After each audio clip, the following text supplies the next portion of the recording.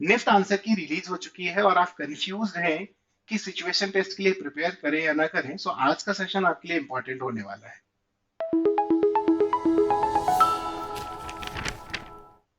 Hello everyone, welcome to Creative Edge. और आज हम डिस्कस करेंगे कि एक्सपेक्टेड कट ऑफ क्या होगा निफ्ट का 2026 के लिए। So let's start the session.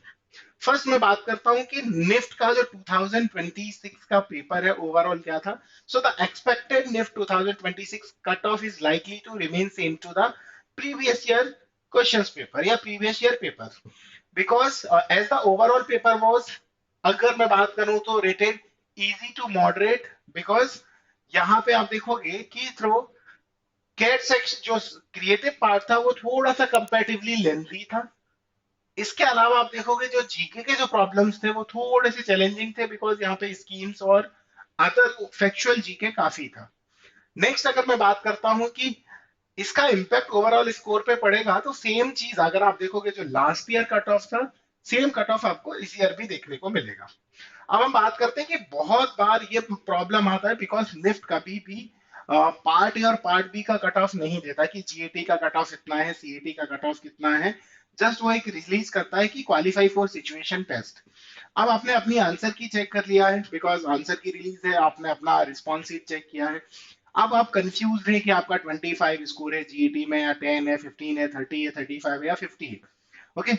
अब जिसका 50 या 60 है वो डेम श्योर है कि आई उसका हो जाएगा, सीएटी पार्ट का वेट करेगा, देन उसका सिचुएशन हो जाएगा, सिचुएशन टेस्ट के लिए प्रिपेयर करेगा।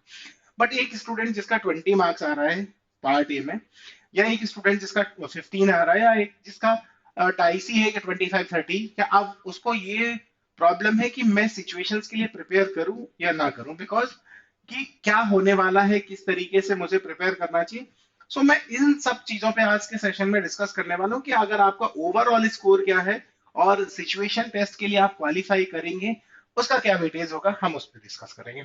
सो जो कुछ फैक्टर्स होंगे, है ना, so key factor for determining the NIFT cut off 2026, first thing ये आ जाएगी आपकी कि फर्स्ट होगा आपका number of aspirants who appeared in the NIFT entrance examination, because हर बार आप देखोगे कि निफ्ट एग्जामिनेशन में नंबर ऑफ स्टूडेंट्स कितने अपीयर हुए, उसी अकॉर्डिंग आपका कट ऑफ भी आपको देखने को मिलेगा। Next, because difficulty level of paper, total number of seats available, यानी निफ्ट में जो है वो नंबर ऑफ सीट्स कितने होंगे उस बेसिस पे भी चीजें बेटर करेंगे। Next, total number of aspirants who qualified for NIFT 2026, performance of applicants in NIFT examination and NIFT previous year cut off, ये सारी चीजें मैटर करेंगी।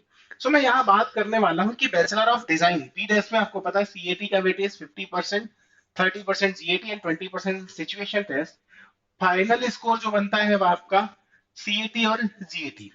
बट जो अभी आपका जो क्वालिफिकेशन होगा वो बेस्ड ऑन किसके ऊपर होगा, based on CAT and GAT. Okay, यानी अगर मैं बात करूं आप सिचुएशन टेस्ट के लिए या इंटरव्यू के लिए क्वालिफाई कब होंगे, वो किस पे डिपेंड करेगा, सीएटी एंड जीएटी पे। एंड फाइनल सिलेक्शन किस पे, जो सीआरएल बनेगा आपका कॉमन रैंक लिस्ट, वो बेस्ड होगा आपका CAT, GAT and situation test पे।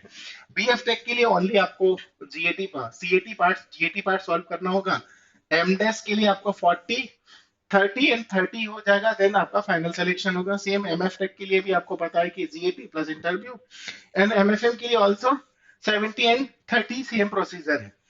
अब मैं बात कर रहा हूं कि यहाँ पे क्या ओवरऑल कट ऑफ होगा। जैसे मैं बात कर रहा हूँ कि कैटेगरी वाइज मैं डिसाइड करता हूँ, category wise expected NIFT cut off for situation test 2026 out of 200 में मैं बात कर रहा हूँ, बिकॉज अब कुछ लोगों को लगेगा या 70-75 पे भी यस, बिकॉज आप देखोगे तो निफ्ट में नंबर ऑफ सीट्स बहुत ज्यादा है, और उस बेसिस पे आप देखोगे तो नंबर ऑफ एप्लीकेंट्स जो एनआईडी, यूसीड या अदर एग्जाम को प्रेफर करते हैं, वो निफ्ट एस्पिरेंट, निफ्ट में ओनली निफ्ट फैशन स्टूडेंट्स होता है।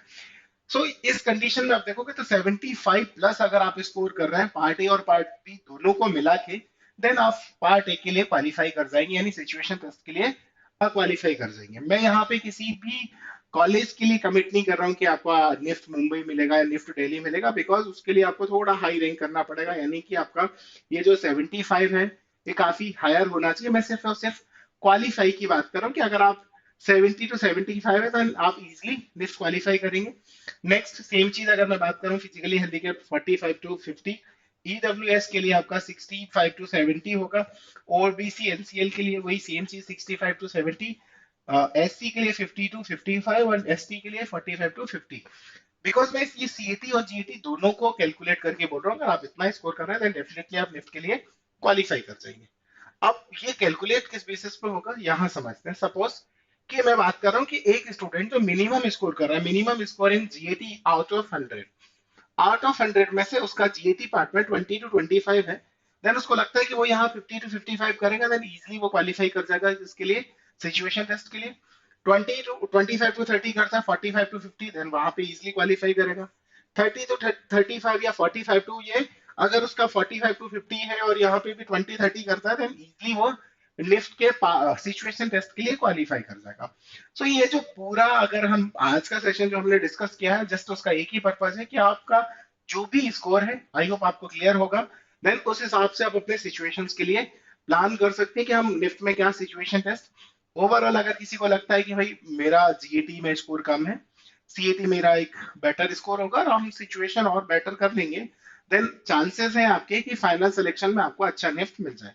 But overall cut off matter करता है, इसीलिए आपका सीएटी स्कोर ज्यादा इंपॉर्टेंट है, यानी क्रिएटिव पार्ट में आपका मैक्सिमम मार्क्स आना या वहां पे अच्छा स्कोर करना एक बेटर अपॉर्चुनिटी बनता है या बेटर वे होगा आपके एक अच्छे निफ्ट में सिलेक्शंस के लिए।